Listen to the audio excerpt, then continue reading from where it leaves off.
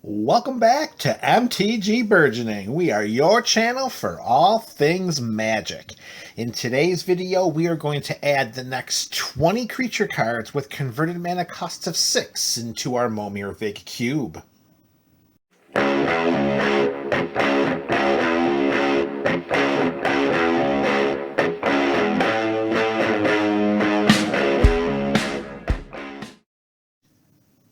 What's up, MTGBC? That is the MTG Burgeoning community. Welcome back to another installment of our ongoing Momir Vig Cube series. If you are unfamiliar with the goals and purpose of this series, or just need a refresher, search in the description below for the link to MTG Burgeoning's Introduction to the Momir Vig Cube. While you're down there in the description, you can also click the link to Cube Cobra, where you can see the entire contents of the cube as they stand right now. So, 20 creature cards, 6 CMC. Here we go. Starting with Harbor Serpent, 5/5 Island Walk, but it can't attack unless there are 5 or more islands on the battlefield. So hopefully you can take advantage of all of those opponents, putting all those islands as well as islands of our own, and make sure you can swing for that potential unblockable damage due to the Island Walk.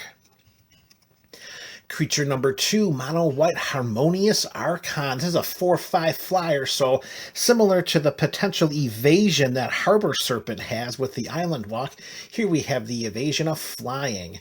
Non-Archon creatures have base power and toughness of 3/3, and that's not just creatures we control, MTGBC. If it's a creature on the battlefield and it's not an Archon, it's 3/3. And when Harmonious Archon ETBs, we're going to create 2 1/1 white human creature tokens. However, due to Harmonious Archon's first ability, those 2 human creature tokens are 3/3. So with the investment of 6 mana, you're going to get a 4/5 flyer and 2 3/3 tokens. This may be one of the best 6 drops you can summon from the Momir Vig Cube. Sticking with mono white, we have Harrier Griffin. Just a 3/3 flyer, but at the beginning of our upkeep, we can tap target creature. Not so strong on the offense, but a nice defensive capability as a way in which to hedge the offensive shortcomings. Our first mono-red creature is Hellkite Charger. 5/5 flying haste, and whenever it attacks, we may pay 5 and double red. If we do, untap all attacking creatures, and after this phase, there is an additional combat phase. That double red may seem a little intimidating, so make sure, MTGBC, you've got those basic mountains packed into your land deck. Hitting the 1/4 mark, we have our first mono-green creature.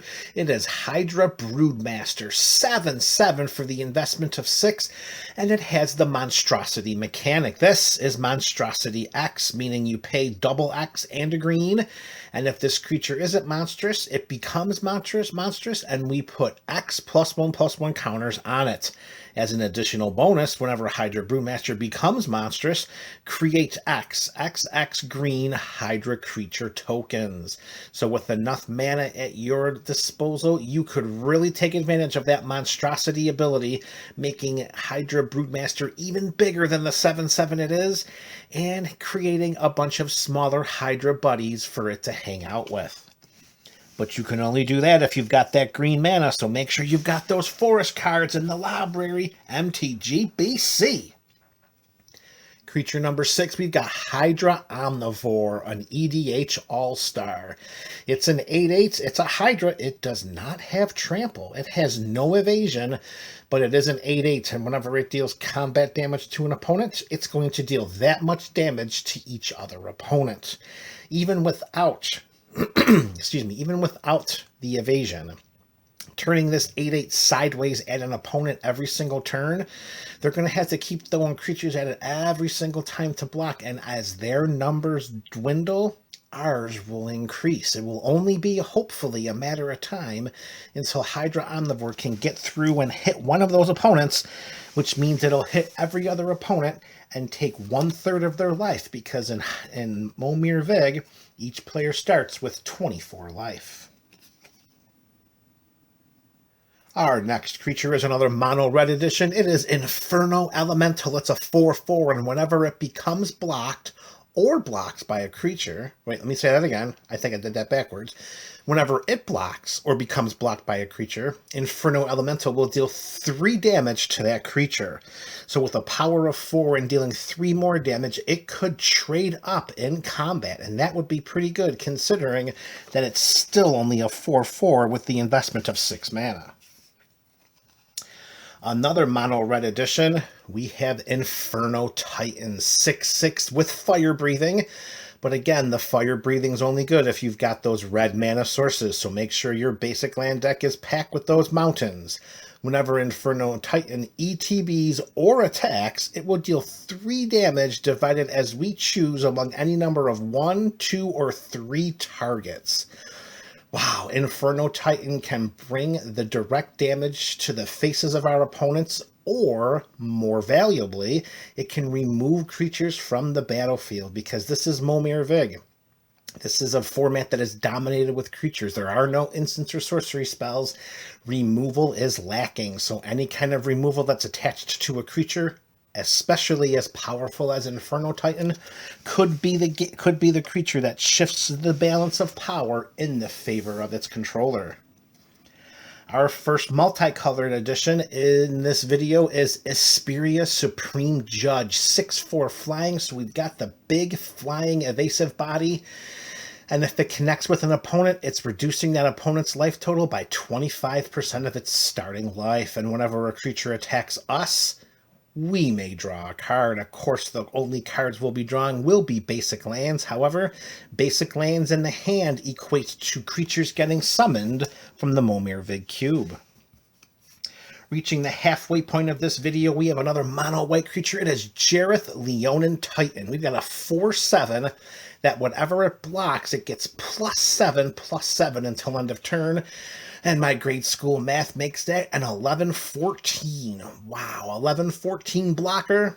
There are going to be very few grounders that are going to get through Jareth Leonin Titan, especially because we can pay a white mana and give it protection from the color of our choice until end of turn.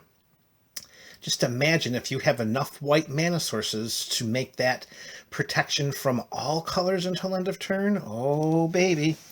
That could be 4 unblockable damage going in on the offensive each and every turn. From one cat with a CMC of 3 in triple color to another cat with 3 in triple color, we have Jedit Ojenin of Efrava, 5/5 Forest Walker, which means if any of our opponents put a forest into play, Jedit is going to walk all over them to the tune of 5 points of commander damage. And whenever Jedit Ojenin of Efrava attacks or blocks, we will create a 2/2 green cat warrior creature token with Forest Walk. We don't even need to deal the combat damage. All we have to do is turn it sideways, declare it as an attacker, and we get a 2/2 cat warrior with Forest Walk. In a format like Momir Vig, where creatures dominate and combat wins, any creatures that can create additional creatures are highly valuable and oh so coveted. Excuse me. Next creature, another mono blue edition, we have Jetting Glasskite, a 4/4 flyer. When it becomes the target of a spell or ability for the first time in a turn, counter that spell or ability. So it won't be the target of any spells, it will only be the target of abilities that will most likely be ETBs, triggered, or activated abilities of creatures our opponents control. However, this 4/4 flyer will say, not the first time this turn, and counter that ability every time it comes. Another mono blue edition, we have Joda's Avenger. It's a 4/4, however, we can pay nothing. That's right, we can pay nothing. We can just say, yeah, let's activate Joda's Avenger. And when we do, it'll get -1/-1 until end of turn, but it will also gain Double Strike, Protection from Red, Vigilance, or Shadow. A creature with Shadow can only be blocked by creatures with Shadow. So at a minimum, we can send this into combat as a 3/3 with Double Strike, or a 3/3 with Shadow, and either way, it's going to be very, very hard to block Joda's Avenger. Another mono green edition, we have Jugan the Rising Star, a 5/5 flyer. When it dies, we may distribute 5+1/+1 counters among any number of target creatures. Most likely those creatures are going to be our own, of course, and this just helps to further solidify one of the ongoing themes woven into the Momir Vig Cube, that being of +1/+1 counters. However, a 5/5 flyer for the investment of 6 mana, that's going to go a long way in a format like Momir. Another mono green edition as we hit the 3/4 mark of this video, and this one's going to be a little tricky. We have Colonian Twingrove.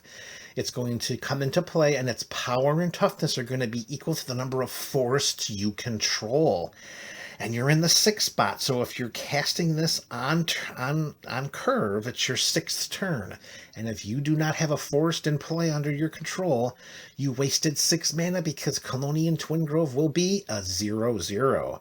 And when Colonian Twingrove ETBs, we create a Treefolk Warrior creature token that has this creature's power and toughness are each equal to the number of forests we control.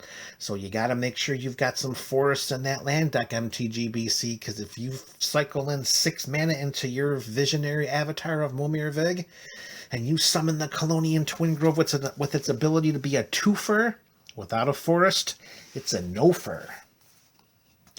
Our 3rd consecutive mono green creature, this time it is Original Kamal, Fist of Kroza. 4/3, we can pay a green mana and target land becomes a 1/1 creature until end of turn, and it's still a land. If we're fortunate enough to have enough green mana available, we can pay 2 and triple green and play Overrun, which gives creatures we control +3/+3 and trample until end of turn. Kamal Fist of Kroza, almost its presence in the Momir Vig Cube forces you to make sure you have enough green mana to satisfy its activated abilities. Before he was the Fist of Kroza, Kamal was a pit fighter back in the days of the Odyssey block. He's a 6/1 with haste that you can tap to deal 3 damage to target creature or player. So if you see a nice way to sneak in for some combat damage, I don't know how that could potentially happen, but there are ways to hit the ground running with this 6-drop, or more importantly, you can just sit back and ping the battlefield of all of those mana dorks or other chump blocking creatures. Creature number 18, we're back to another mono blue edition, and this one is Capsho Kitefins. It's a 3/3 flyer that whenever it or another creature enters the battlefield under our control, we will tap target creature an opponent controls. That will be nice as a way in which to make sure that the combat numbers work in our favor for any of our creatures looking to deliver that combat damage. Creature number 19 and our 2nd consecutive mono blue flyer, we have Kaiga the Tidestar, 5/5 flyer that when it dies, we will gain control of target creature. That's going to be pretty sweet because if they have something that can kill a massive 5/5 flyer, well then we're going to take that creature right away from them. And finally, MTGBC, creature number 20, going back to the well one more time with mono green, we have Kodama of the East Tree. It's a 6/6 with reach whenever another permanent enters the battlefield under our control. If it wasn't put onto the battlefield with this ability, we may put a permanent card with equal or lesser converted mana cost from our hand onto the battlefield. So what this allows us to do is pretty much play exploration. That could be a good thing as a way in which to ramp past our opponents and summon creatures from the cube ahead of curve. However, we're going to need the lands in our hand to summon those creatures. So how you balance Kodama and its abilities, well, that's going to be up to you and what you have in your hand. And there you have it, MTGBC. 20 more cards into the Momir Vig Cube. These with a CMC of 6. Which are your favorites? Let me know in the comment section below. This is MTG Burgeoning, your channel for all things magic.